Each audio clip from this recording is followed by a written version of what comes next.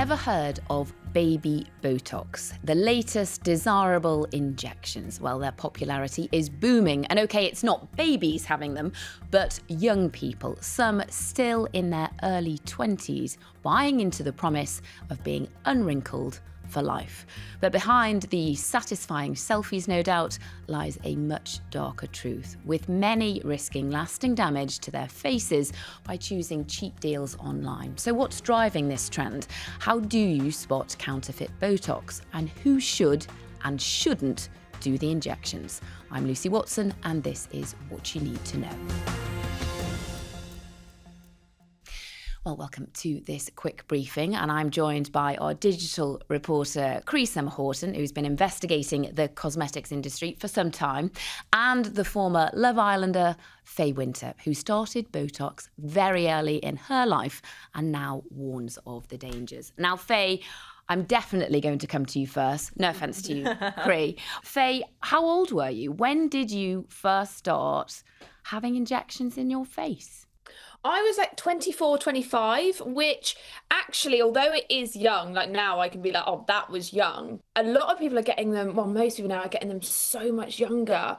So for me, I was kind of at an age where my sister was 3 years older than me. She had started to get Botox. And I then was like, oh no, I'm going to try it. And Faye, was it kind of because you said about your sister, was it because friends, people in your group, in your gang were doing it? Or was it something that you thought was wrong and wanted to correct? Why do it so young? We all see the perfect face everywhere. We all have beauty standards and we see beauty standards everywhere. I had started to get a wrinkly forehead as far as I was aware, because every time I was in the mirror, I was trying to cause wrinkles to prove that I had wrinkles. And my sister actually was having hers done for medical reasons. She suffered really badly with migraines, and it was actually something that she was recommended to have. But then I saw her effects of it, and I was like, oh my God, you look great. Like your eyebrows are lifted. And she'd had it done all the correct way. So I always look up to my sister anyway, but I wanted to have what she had. And so what did you do? You made the decision you were going to do it. How did you go about finding the right place? Did you do a bit of research? Well, to begin with, the first time I had it done, it was amazing. I went actually where my sister had hers done. And although we had it done for different reasons, she was a nurse that done it. She was amazing, and I had the best result, and I was really, really grateful for it. And then she went on holiday, so I then looked online for somebody else to do it, and somebody else that was doing it cheaper for more areas. And that's then when my Botox went catastrophically wrong. So I had Botox for the first lot of my Love Island auditions, and that was when my Botox was really good. And then I went to this guy that told me he was in the medical profession. And actually, I later found out that he was a property developer. And within 2 days, my eyebrows had completely dropped. My forehead was completely paralyzed. I had absolutely no movement whatsoever. I had no eyelids, and I couldn't reverse it. And I tried to speak to him about it, and he kind of put the blame back on me and kind of was like, oh, that's normal. That's where your eyebrows sit naturally. And I was like, no, like I've had it before. I know this isn't the case. So then when I actually went up to see the execs when I was going on to Love Island, I had to have put tape on my face to pull my face up. And there was no promise that my face was ever going to return back to normal. And that was the terrifying part. I cried so much. I even tried to get a girl to put some filler into the top of my eyebrow to lift my face. Like I was going to try all sorts. Cree, I know that you've told me you're one of very few left in your friends who hasn't tried some of it. Why is it so popular among young people? It's really interesting, and I think the friend thing is a major kind of aspect to it, because I'm not going to lie to you guys, when my best friend had her Botox done, I thought, well, you know, if you've got it done, then maybe it's something that I should There consider. isn't a line on your face. But you know what? Like, it's so funny when Faye said that she, you know, when you go in the mirror and then you raise your eyebrows and you're like, oh my gosh, I see a line, I see a line. And I think that that's the really interesting thing about our generation, and with social media and filters. The filters make your skin look completely smooth, so there's no wrinkles on your face whatsoever. And then you almost get a sort of dysmorphia where you look at your skin and you think that it should be like that all the time when you take a picture without a filter. But, you know, the fact that I'm 26 and out of my 6 friends, I think that probably 4 or 5 of them have had Botox. And some of them starting as young as, 25, probably 24. Mm-hmm. So similar to you, Faye. Yeah. Also, what I haven't quite established is it's been given this title, Baby Botox. Right. I've mentioned it to several people, several of my pals, even my husband last night. I said, oh, I'm talking on the podcast about Baby Botox. And he went, no. As in thinking, is this for baby? And when I first read about it, when I read the headline, I thought, no, please no, it is not. So rest assured, it is not Botox for babies. It is all about the quantity of the dose. Yeah, it's just smaller amounts of Botox being put into mostly younger people. That baby soft skin, isn't it? So you want to reverse it back to what it once was when you just came out of the womb, and that's never gonna happen. And I say to everybody, like, I am always somebody that speaks really highly of filler and Botox, and obviously I don't shy away from the fact that I still have it done. If you're insecure about something, you should absolutely be able to change it to be able to be the most confident version of yourself, and I stand by that. I just need people, and I want people to make sure they do the research I've now had to do so they don't have to make the same mistakes that I done. Cree, I mean, we've firmly established that it is definitely popular. You've got some figures, haven't you, just like how much it is booming, this industry. Yeah, so I spoke to the owner of Faces Consent, and they're basically a booking and consent website for aesthetics. So thousands of people, book their appointments through them. And these numbers might seem small, but that's because not many many practitioners would use the term book baby Botox. It would normally just be Botox, right? Yeah. But there's the small amount of ones that do. In 2021, there was one person. In 2022, there was a jump, 149 people.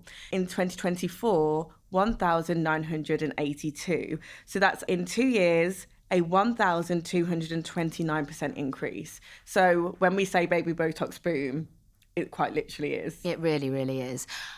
And presumably, with an increase in procedures, there is an increase in botched procedures as well. Yeah, I mean, so Ashton, who's the founder of Save Face, which is a government-approved register, and a lot of people, for aesthetic practitioners, a lot of people go to them with complaints. And she actually brought this to my attention. We've got a bit of Ashton talking about the things that she's found here. With this increase in complaints related to counterfeit or unlicensed Botox in particular, we're seeing a whole raft of really horrible complications come through, where women are having Botox treatments which involve multiple injections across the face.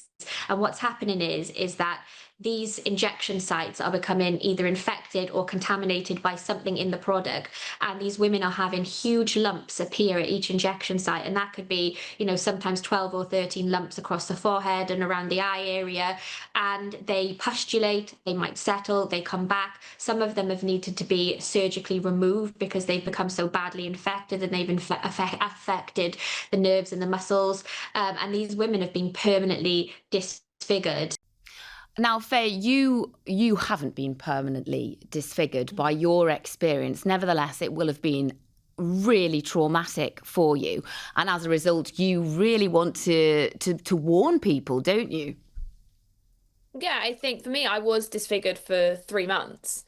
So it wasn't just, a week, it was 3 months of my life. This really did happen to me, and I've got a platform, and I want to use it to warn other people to do your research before going to have any kind of procedure done. Faye, one of the things that I've noticed that when we've just been having this chat is that your way to fix it was to opt for, or potentially go for filler, or do I need more Botox? Were you not afraid that yet more of this stuff was then going to have a further negative effects? I suppose that's what's really taken me by surprise. I think because nobody had told me that this could happen and I didn't know what could potentially fix it, I was looking at every single avenue possible. To be honest, I probably would have gone for a full facelift at that point just to have reversed it. Because also nobody was telling me that it could wear off. Like everyone was saying, it could be like this forever. And I guess, it's your face. And you must have felt totally and utterly helpless because you're not given a time frame of how long this is going to last. So my body obviously worked through it and great, but if they had gone into another nerve or if they'd gone into something or another muscle, God knows like what else could have happened and if it would have gone and been reversed. I'm very, very lucky. I'm in a very, very fortunate position that it did get reversed.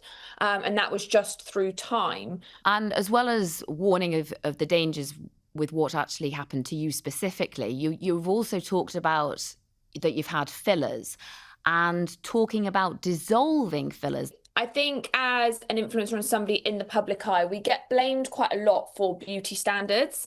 And I'm the first person to say I went into Love Island, and when I was on the show, I was mocked continuously for the way that I looked and how big my lips were. So when I came out, I then went and dissolved my lips, which, to be fair, they were a lot bigger. I completely had filler blindness. And seeing yourself on TV, I saw then that I needed to make changes.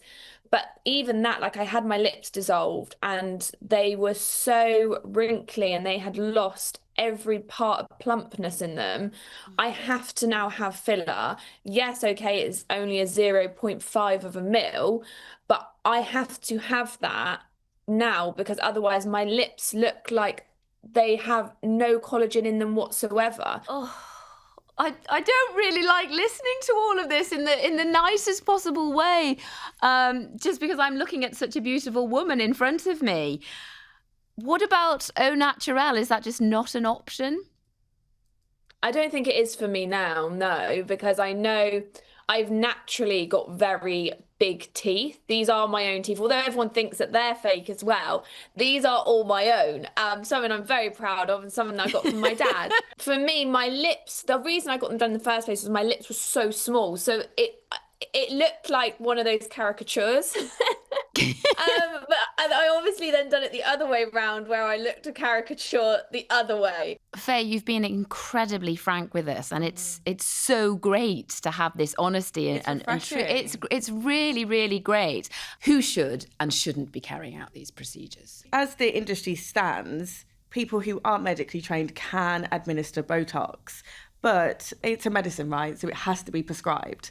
And at the moment, there's been a new guidance from the Nurses and Midwifery Council to say that when you go and get your Botox, you should have a face-to-face consultation.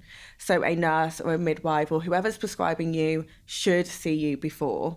So if you're going to get Botox and that isn't happening, then I would be concerned. Just that you're saying about the meeting the prescriber, that's always been the case. Yeah. That should have always legally been the case, but people just didn't know about that and people were getting away with it. Faye, what would you like to see? What do you think is needed? Something a lot tougher, I presume. I think for me personally, because I think a lot of people think that I'm trying to put people out of a job, which isn't the case, but I don't believe that anybody should be able to inject people's faces after a one-day course. I do believe that at the moment it should be medics only that can administer Botox and filler. In the future, if they were to bring in another kind of degree or training, or where you only have to do it a year or 2 years just to be able to do Botox and filler, I'm all here for that. And also I think you should have to declare if you are medically trained or not, because a lot of people can get away with saying that, oh, I'm medically trained, And then when I was having Botox, there was nowhere to check that. Obviously, we have got Save Face now, which is great. Cree, you are continuing to investigate this, aren't you? Yes, and just before we go, Faye mentioned Save Face there, and I think it's really good to mention that if there is any younger people that do want to get Botox done, you can go on Save Face's website and it will show you people who are medically trained in your area. So I just couldn't leave the podcast without saying that. But yeah, I'm going to carry on investigating this, and I would love to speak to people who have had Botox at a young age. And if you could just get in contact with me, drop me a DM, or we've got the investigations email. I think it is investigations@itv.com. So do get in touch with Cree, and as she said, you can contact her directly on social media. Thank you to Cree and to you too, Faye. It has been fascinating for me talking to you both, and just such a frank chat. That is all for now, and if you're watching this on YouTube or Spotify, you can add your comments below. And of course, if you're watching or listening, you can subscribe on any video or podcast platform to ensure you never miss an episode. Until the next quick briefing, thank you very much for joining us.